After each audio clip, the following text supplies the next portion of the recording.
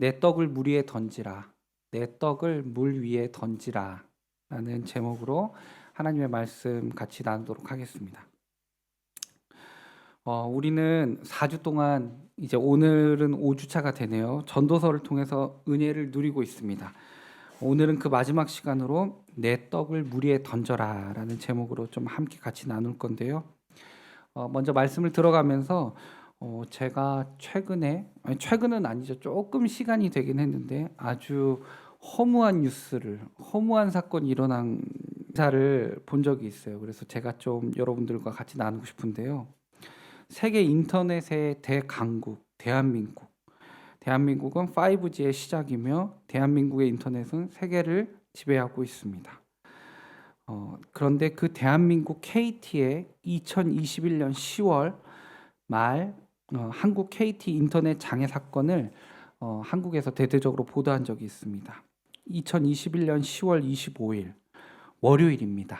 이제 가장 인터넷을 이제 많이 쓰게 되는 주말 후에 업무량이 많았던 오전 11시 16분 한국의 인터넷 KT망이 전국적으로 장애가 발생돼서 약 50분간 인터넷이 진행되지 않았습니다. 난리가 난 거죠. 예. 그리고 12시 10분에 11시 16분에 이 사건이 일어났고 12시 10분에는 이 인터넷의 장애의 원인을 KT가 대규모 디도스의 공격으로 인한 것이라고 주장을 하게 됩니다. 얼마나 강력한 해킹이었던지 우리나라 사이버 범죄 수사대가 이제 그 원인을 찾아 나가려고 시작을 합니다. 12시 20분부터 경기도 남부경찰청 사이버수사대와 피해경위 범죄 여부 조사에 들어가고 12시 54분 KT가 갑작스럽게 장애의 원인을 원인 불명으로 바꾸게 됩니다. 한국인터넷진흥원과 과학기술정보통신부는 KT의 인터넷 장애는 디도스 공격이 아니었다라고 말하고 KT 자체의 서비스 장애라고 밝혀냅니다. 그리고 나서 오후 2시 KT는 본인들 라우팅 경로 오류였다라고만 밝히게 되고요. 다음 날 오후 2시에 KT 구현모 사장이 직접 전 국민에게 사과를 하게 됩니다. 그리고 보상 방안을 마련하겠다 이렇게 얘기를 하거든요. 여러분 생각해 보세요. 대한민국의 가장 바쁜 요일, 가장 바쁜 시간에 인터넷이 KT를 쓰는 모든 인터넷이 장애가 일으킨 겁니다. 예. 특히나 이제 우리나라에서만 이제 단순 업무를 보는 것이 아니라 해외에 있는 모든 이제 업무들이 다 마비가 됐다고 생각을 해보세요. 그런데 이 전국의 인터넷 장애를 일으킨 이 사건의 주 원인이 무엇이었는지 아세요? 부산 사상구의 이 전화국에서 라우터 교체 작업이 있었대요. 단순 작업입니다. 그래서 설정값을 새로 잡던 중에 한 남자가 이제 이걸 만지던 남자가 마지막에 수식어 엑시트를 안 친 겁니다. 그 하나였습니다. 그렇게 해서 전국적으로 전 세계적으로 KT 인터넷을 사용했었던 우리나라의 모든 인터넷은 다 마비가 되었던 것입니다. 이런 단순 사고는 일어날 수 없는 사고가 되도록 시행 매뉴얼이 있었고 몇 차에 걸쳐서 안전 테스트를 하게 돼 있지만 그 테스트를 그 사람이 다 무시했던 것입니다. 현장에 회사 관리자, KT의 관리자는 없었다고 해요. 그래서 이 엄청난 피해를 일으키게 된 것입니다. 정부의 디도스 공격까지 보고를 했었는데 한 사람의 철자 4글자를 안 쓴 수식어의 오류 때문에 이렇게 큰일이 일어난 거죠.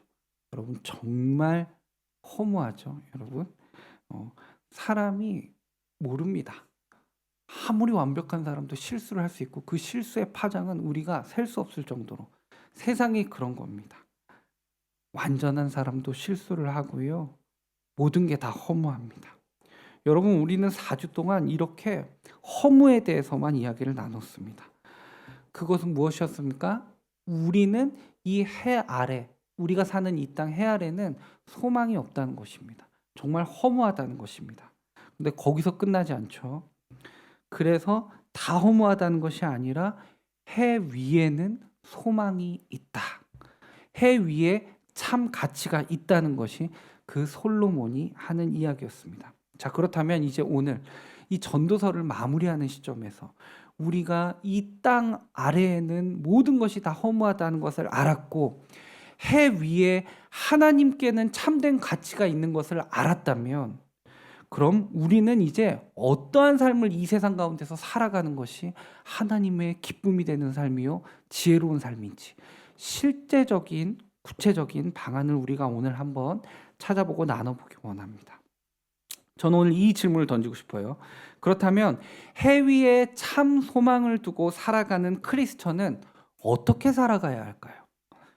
해 위에 참 소망을 두고 살아가는 크리스천은 어떻게 살아가야 할까요? 첫 번째는요, 베푸는 삶을 살아야 한다고 이야기하고 있습니다.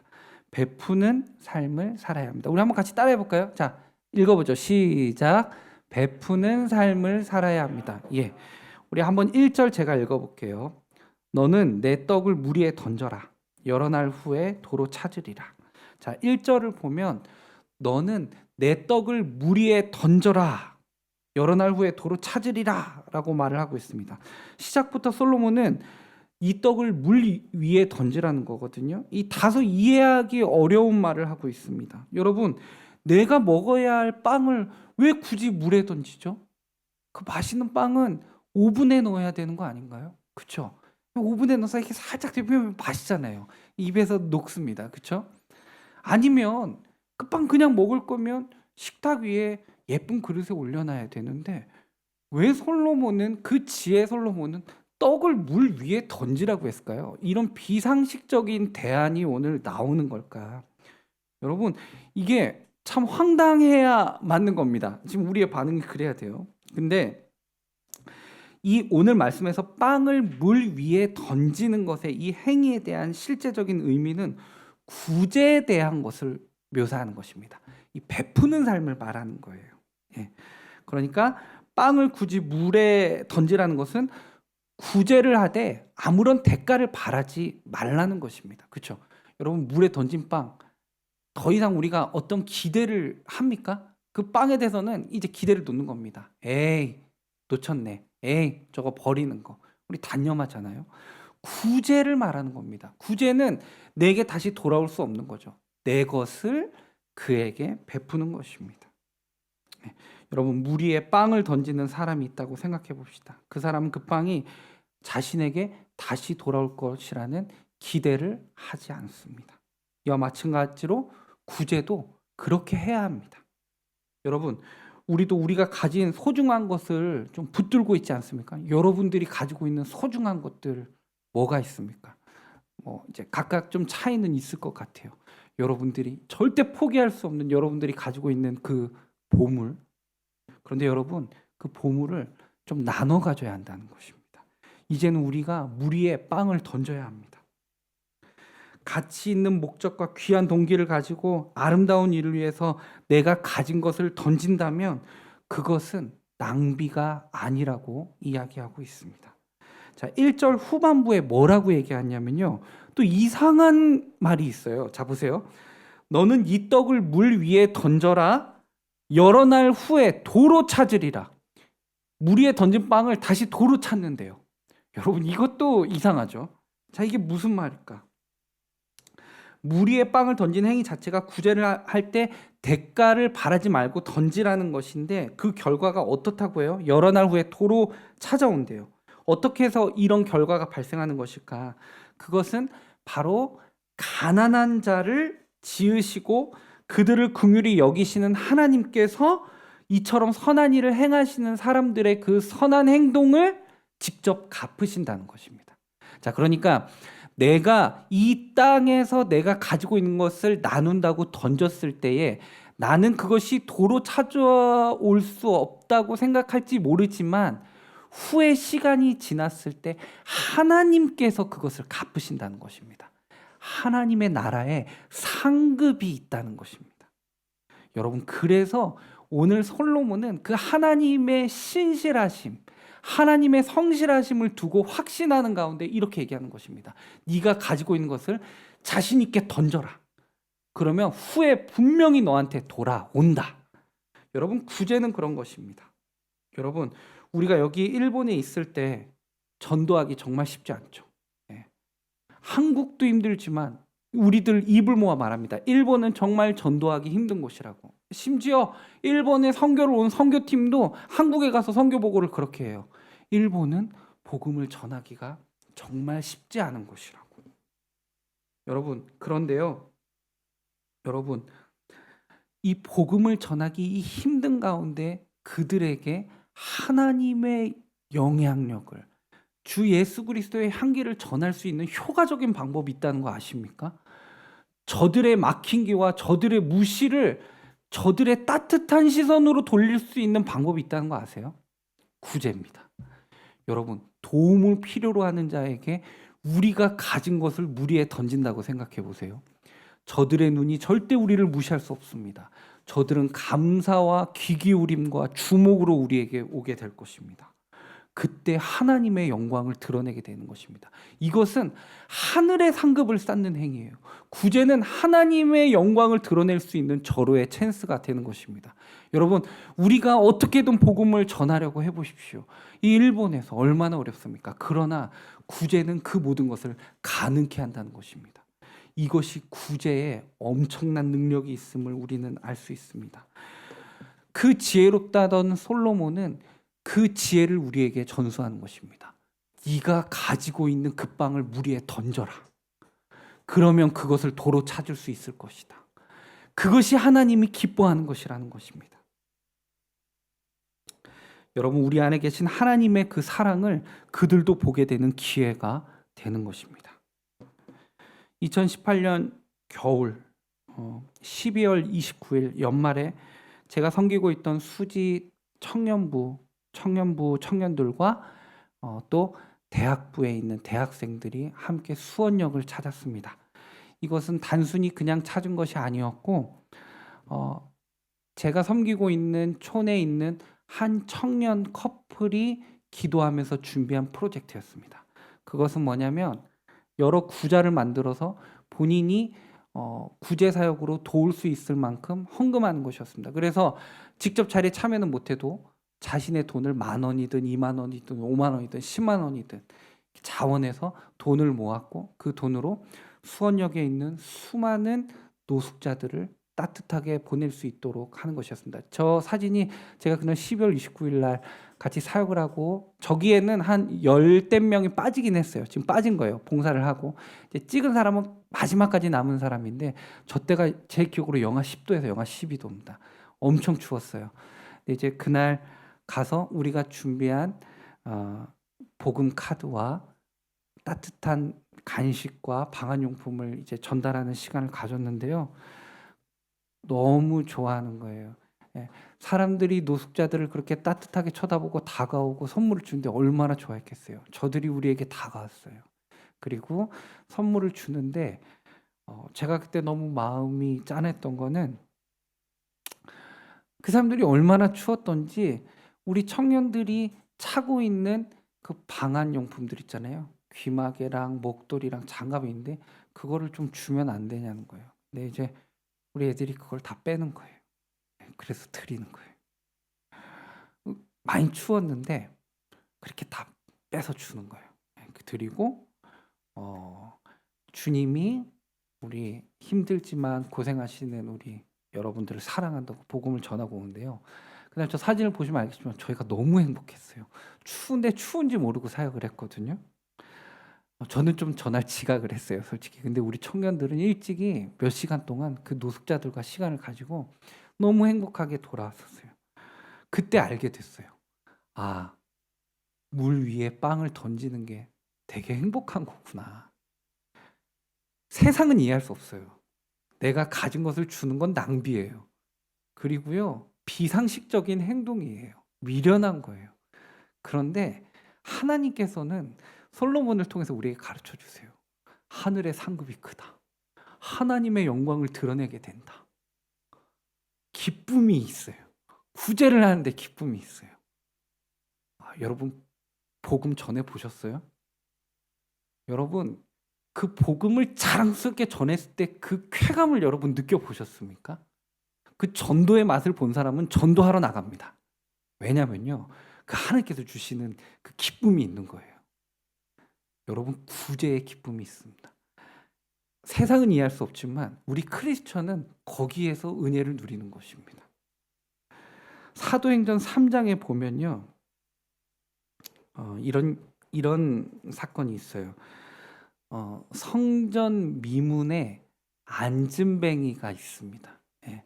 그러니까 성전에 예배를 드리러 사람들이 오가는데 가장 아름다운 그 미문이 있었어요. 이제 너무 자리를 잘 잡은 거죠. 그 안진뱅이가 예배 드리러 가는 사람들, 그 자주 사람들이 많이 오가는 곳에 딱 자리를 잡은 겁니다.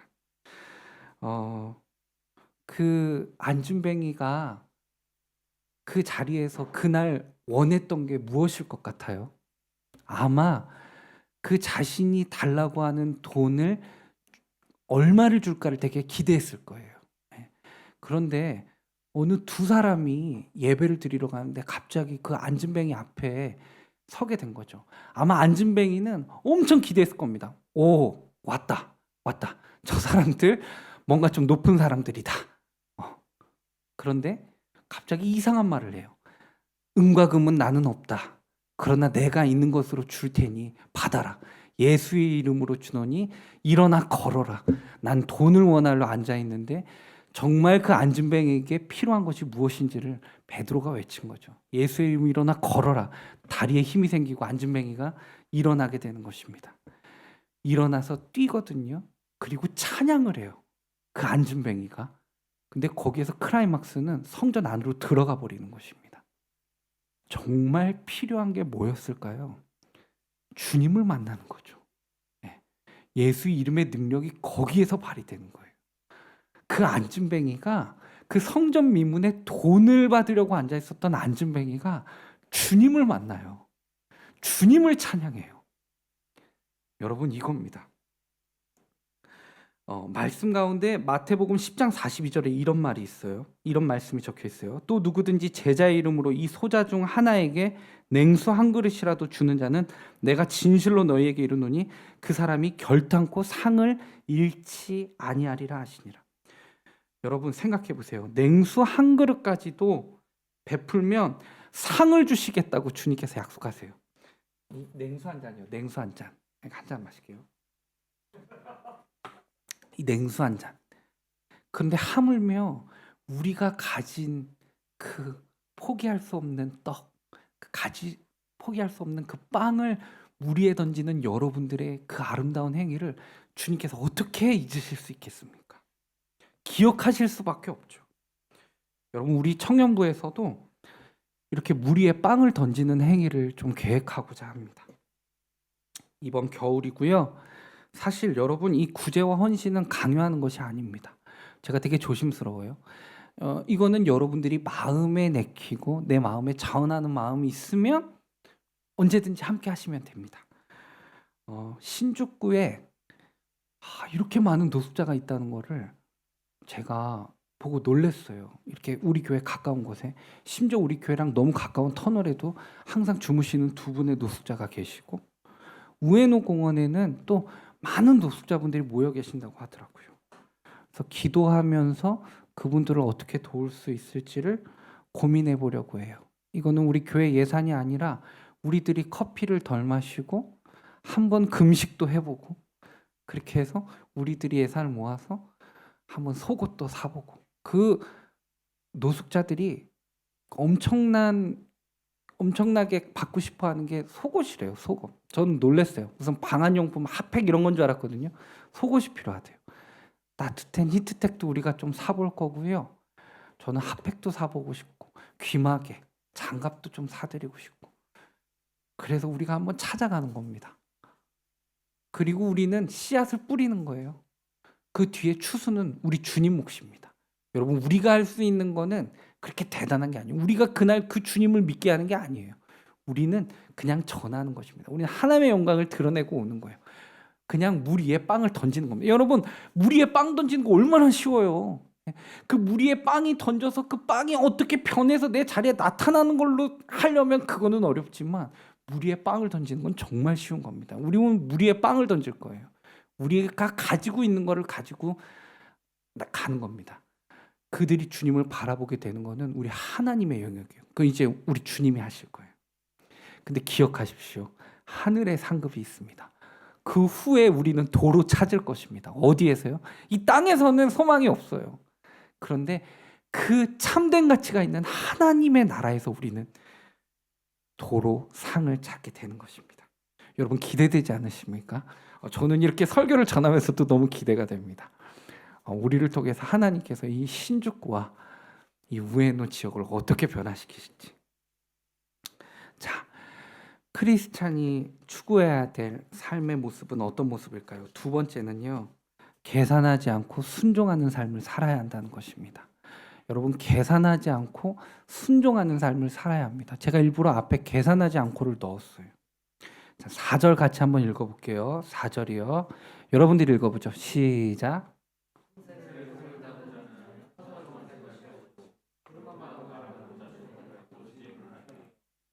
4절을 보면 솔로몬은 바람만 살피는 자는 씨 뿌리지를 못한다.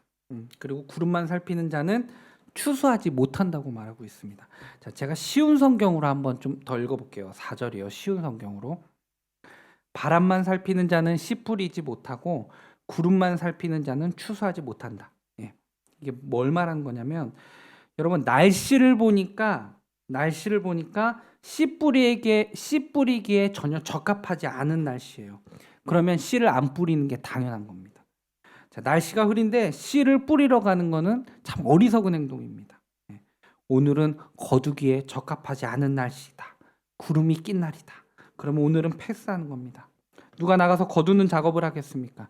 이것이 보통 인간의 상식입니다. 그러나 오늘 솔로몬이 왜 이 말씀을 우리에게 하는 것일까요? 이야기를 조금 제가 바꾸어서 얘기해 보겠습니다. 계산을 하고 재어보아서 인생을 살아가는 것은 참 어리석은 사람이라고, 그렇게 살지 말라고 이야기하는 것입니다. 여러분, 그들은 이것을 하면 안 될 것 같다. 저것을 하면 좀 우리에게 이득이 있겠다. 저것을 하면 좋지 못하다. 이것은 낭비이다. 사람들은 이렇게 계산하기를 좋아하고 이것이 지혜라고 생각을 합니다. 주님 앞에 시간을 드리고 젊음을 바치고 어떻게 보면 더 힘듦에도 많은 시간을 낸 것은 엄청난 헌신이요 낭비라고 생각을 하기도 합니다. 그러나 본문 말씀은 무엇이라고 말합니까? 너는 이 떡을 물 위에 던져라. 여러 날 후에 분명히 도로 찾을 것이다 라고 이야기합니다. 여러분, 시선을 너무 환경에 고정하지 마십시오. 구름 낀 하늘에 시선을 두지 마십시오. 날이 맑기까지 계속해서 기다리지만 마십시오. 날이 좋아지면 하겠다. 내가 형편이 좀 나아지면 하겠다. 내가 좀 여유가 있을 때 좀 내가 힘을 내겠다. 여러분, 그게 참 어리석다고 솔로몬은 이야기하고 있는 것입니다. 여러분, 이런 마음이 우리들의 마음 가운데 계속해서 자리하게 될 때에는 우리가 정말 하나님의 부르심에 순종할 수 없게 된다는 것을 우려해서 솔로몬은 말하는 것입니다. 이런 마음 때문에 해야 되는 것도 못하는 것입니다. 내 위에 하늘이 어두워도 나를 둘러싸고 있는 환경이 어렵고 작은 것만 같아도 불리해 보여도 이 모든 것이 하나님을 향한, 그리고 내 이웃을 향한 것이라면 기꺼이 감사함으로 내가 하겠다는 그 믿음의 순종이 하나님의 보상이 있고 도로 찾을 수 있다는 것을 말해주는 것입니다. 이것은 단지 구제에만 국한된 이야기가 아닙니다. 여러분들이 삶을 살아가면서 여러분들의 마음을 놓고 하는 하나님의 음성이 분명히 있을 것입니다. 여러분, 그 음성을 여러분 특권의식을 가지셔도 돼요. 여러분 감사하시기 바랍니다. 내가 어떤 행동을 하는데 갑자기 내 마음에 이런 마음이 드는 거예요. 이래도 내가 하나님의 자녀인데, 내가 하나님 믿는 사람인데. 여러분, 여러분들의 마음을 성령님께서 강력하게 녹화하시는 것입니다. 그때 계산하지 않고 순종하라는 것입니다. 여러분, 우리들의 마음 가운데 주저하게 만들고 이성과 합리라는 이름 속에서 여러 핑계들을 찾으며 합리화하려고 할 때 즉각적으로 계산하지 말고 순종하라는 것입니다. 이게 주님의 방법이라는 것입니다. 오늘 솔로몬은 그 얘기를 한 것입니다. 날씨와 환경을 보고 추수하기를 게을리하는 너희들에게 있어서는 하나님의 상급이 없다는 것입니다. 참된 지혜는 환경을 보고 가는 것이 아니라 주님을 보고 걸어 나가는 것임을 이야기하고 있는 것입니다. 여러분, 성경에 보면 많은 믿음의 사람들이 그렇게 순종했습니다. 믿음의 사람들은 계산하지 않습니다. 그저 순종할 뿐입니다. 아브라함을 한번 생각해 볼까요? 그는 75세란 나이에 하나님의 부르심을 받았습니다. 여러분, 하나님의 부르심을 받는 75세의 아브라함의 삶이 위기 가운데 주님을 만난 것이 아닙니다. 그의 삶은 정말 탄탄대로였습니다. 평탄했습니다. 하나님이 부르신 그 길은 앞이 보이지 않는 막연함의 부르심이었습니다. 아브라함이 계산하지 않고 순종했을 때 아브라함은 복의 근원이 될 수 있었습니다. 믿음의 조상이 되는 것입니다. 여러분, 모세는 어떻습니까? 모세가 부르심을 받은 게 나이가 80세였어요. 여러분, 모세는 할아버지였습니다. 모세는 능력이 없었습니다. 모세는 도망자였습니다. 그런 그에게 하나님께서 이스라엘 백성을 애굽으로부터 구원해낼 구원자로 쓰시겠다고 말씀하십니다. 여러분, 이건 계산해 볼 필요가 없습니다. 안 돼요입니다. 하나님의 언급에, 재차 언급되는 언급에 모세의 아멘은 이스라엘 백성이 애굽을 출애굽하게 하는데 쓰임받게 되는 역사를 일어나게 합니다. 여러분, 어떻습니까? 계산이 아닙니다. 순종입니다. 순종은 계산하지 않는 순종입니다.